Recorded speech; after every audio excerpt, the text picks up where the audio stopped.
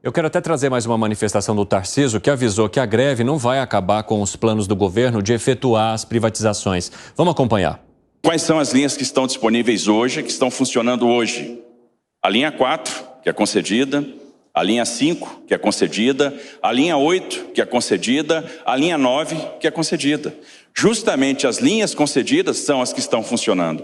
As linhas operadas pela iniciativa privada são as que estão operando. E o cidadão privado do transporte coletivo naquelas linhas que são operadas pela empresa pública. Isso só reforça a convicção que nós estamos indo na direção certa, que nós temos sim que estudar. Isso vai muito com parte dos argumentos que já foram apresentados aqui. Eu quero trazer também para você uma manifestação que foi feita pelo prefeito Ricardo Nunes, porque toda essa situação acontece justamente um ano antes de um pleito eleitoral para os municípios, entre eles o município de São Paulo, que tem uma disputa bem polarizada, digamos assim, né, que pode e que deve acontecer entre Ricardo Nunes e Guilherme Boulos. Vamos ver o que ele disse. Lamentamos que nossa população seja prejudicada por uma greve ideológica apoiada por partidos como o PSOL, e PSOL é o partido do possível outro candidato Guilherme Boulos, da presidente do Sindicato dos Metroviários. Uma greve que não está sequer respeitando a decisão da Justiça. Estamos trabalhando para ajudar aqueles que realmente trabalham. E aí houve uma resposta que foi feita ali pelo Guilherme Boulos. Vamos acompanhar então o que disse o deputado federal e que aí, né, quase pré-candidato à Prefeitura de São Paulo, há a necessidade, é claro, de uma oficialização. A intransigência do governo de São Paulo é a grande responsável pela greve de hoje no metrô CPTM. Os trabalhadores propuseram em juízo liberar as catracas em vez da paralisação, para não prejudicar os usuários. O governo estadual recusou a proposta, apostou no conflito e não no diálogo. Essa é uma questão que eu queria jogar para vocês, para além do debate político. Houve uma proposta de se liberar as catracas que não foi aceita pelo governo de São Paulo. Isso pode servir como um argumento de que a situação só chegou ao que está hoje aqui na capital porque o governo não se abriu para esse diálogo, hein, Luiz Felipe Dávila? O problema disso é que quem faz greve não é punido. Porque se tirasse do bolso dos grevistas, e aí que tinha que fazer, processar o sindicato dos metroviários lá, aí eu queria ver se ia acontecer uma coisa dessa. Agora, é fácil fazer greve com o dinheiro dos outros, com o bolso alheio que é do governo, fazer o governo pagar a conta. O que falta hoje é coragem para enfrentar esses sindicatos e privatizar. Eu quero lembrar vocês aqui uma história. Nos anos 90, quando foram privatizadas as empresas de energia, de telefonia, quando quebrou o monopólio da Petrobras, essa turma do sindicato fazia corredor polonês para bater nos investidores que entravam na Bolsa de Valores para dar lance. Mas todo mundo tinha coragem, enfrentava, não tinha medo não. A gente precisa ter governantes corajosos. E aí está o governador de São Paulo dando um bom exemplo. Precisa enfrentar assim, não tem que negociar com baderneiro. Não pode, não é isso que a população espera de um governador que está determinado a prestar serviço de qualidade para a população paulista. Piperno, como é que você analisa a publicação que foi feita por Ricardo Nunes apontando o PSOL, de fato, como um possível responsável pelo que está acontecendo aqui na capital? Meio que já um movimento eleitoral se desenhando aí. Claro que ele tem todo o interesse em apontar o PSOL, porque afinal de contas é o partido do candidato que hoje lidera as pesquisas de opinião na disputa para a Prefeitura de São Paulo. É óbvio, é do jogo político, não tem nada surpreendente nisso. Mas por que o Boulos está quieto em relação à greve? Não, o Boulos não está quieto. O Boulos acabou de escrever o tweet que o Evandro mostrou aí. A resposta dele foi essa. Acusa o governador de intransigência. Tá aí o tweet. Mas ele apoia ou é contra? Vamos trazer aqui novamente.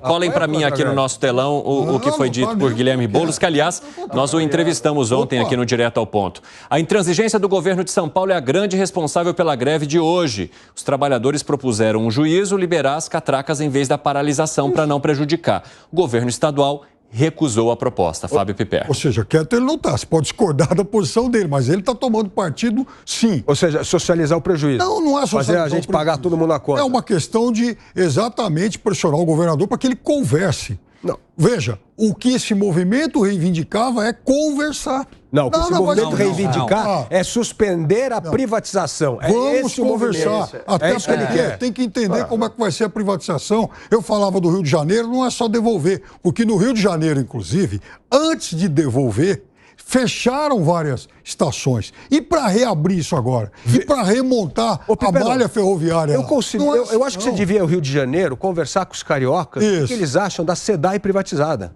O que aconteceu? Pergunta para eles o que eles estão achando da SEDAI privatizada. Começa lá, despoluir a Baía da Guanabara, começa a melhorar a qualidade do serviço, começa a ter entrega de esgoto. Pergunta para os cariocas lá. Eu sugiro que você vá para o Rio de Janeiro, faça um tour pela periferia e perguntar para os usuários do transporte público sobre trilhos o que eles acharam da privatização e do serviço das supervias. Eles vão apontar isso. Vão apontar problemas, mas ninguém vai querer voltar à época de Estado. Eu não a concessionária deve voltar. Não, vai voltar para relicitar. Para relicitar. Mas esse não é um problema por si. Se tem alguma questão de privatização, e aconteceu vários, foi uma época, a América Latina em si, na época dos anos 90, teve uma privatização de muita coisa. Exatamente. Chegaram a países como Peru, Panamá, Argentina, 10% do PIB foi privatizado. Mas aí o problema foi que, não cuidando do recurso público, não conseguiram utilizar o dinheiro para a infraestrutura que era preciso para questões sociais. Esse dinheiro foi gasto e a coisa voltou na mesma porcaria que estava antes. Agora, quando tem esse caso em particular, tem uma privatização e eventualmente devolve essa privatização, isso vai ser feito de novo. Não é que o governo vai ter que pagar a conta, como você mencionava. Não é isso. Até porque, só para explicar, Fábio, sempre tem garantias. Sempre existem essas garantias que são colocadas pelas dúvidas à concessionária, se for uma concessão, ou à privatizada, se for uma privatização, ela tem que honrar essas questões. Por exemplo, trabalhistas. Não pode ser penalizado o Estado por uma privatização feita lá atrás. Então, sempre tem garantias, inclusive são bancos internacionais que interatuam. Fala, Gani. Olha, o governador Tarcísio, ele foi eleito com uma bandeira. Ele deixou sempre claro que gostaria de privatizar a Sabesp, portos, né? Porto de Santos. A bandeira era clara, então tem que respeitar a vontade da população que o elegeu. E agora estão tentando, no tapetão, inviabilizar algo de um governador que foi eleito pela maioria. Esse é o ponto. E ele fez muito bem de não aceitar essa negociação com o sindicato. Por quê? Porque se ele aceita, ele abre um precedente muito forte. E aí ele pode ficar na mão desses sindicatos, deste grupo de pressão. Quando não há um interesse para a sociedade, há um interesse para políticos, porque essa privatização vai acabar com a mamata e acaba com a ineficiência. Quer acrescentar algo, Dávila? Eu quero uma coisa que do Alan Gani, para dar um contraponto. É engraçado, quando o PT resolve fazer privatização, é um desastre total, né? No governo Dilma fizeram a privatização dos aeroportos. Eles não estavam interessados em aeroporto de qualidade para o usuário. O que eles estavam interessados era esquema com empreiteira. Era uma privatização para ter esquema com empreiteira e ter dinheiro no bolso dos políticos. É aí que nasceu o mensalão, todos esses escândalos. Então, quando eles fazem privatização, não é para beneficiar a melhoria do aeroporto, não. É para beneficiar os esquemas. É inacreditável. Por isso que tem uma enorme diferença, Piperno, entre privatização de governo que acredita em mercado e privatização de governo que acredita no corporativismo estatal. Falando em privatização de governo que acredita em mercado, eu lembro que a refinaria privatizada pelo Bolsonaro é que vende hoje produtos, enfim, os derivados mais caros do país. Mas só voltando... Você quer que eu volte a Sete Brasil, as outras também? Não, como é que você quer que eu volte todos os casos da... Pelo amor de Deus, é uma vergonha, um escândalo com o dinheiro público. Agora, por exemplo, no caso do Rio de Janeiro, voltando, não é só uma questão de devolver. É questão de que, durante o período em que o sistema foi privatizado, muitas estações foram fechadas. Então, agora, o Estado, se ficar com isso, ou se relicitar, ele vai ter que encontrar, acima de tudo, alguém disposto, inclusive, a reabrir o que foi fechado. Para ver se é lucrativo, para ver se o negócio fica em pé. Não dá para abrir qualquer coisa. Ou seja, fechar uma estação de metrô... mas depende. Você não concorda que a maioria das experiências no Brasil de privatização, elas foram muito bem sucedidas? Pega o caso das mineradoras, dava um prejuízo na ordem de 400 milhões de dólares acumulado. Quando são privatizadas, já no ano seguinte passa a dar 5 bi, né, de lucro.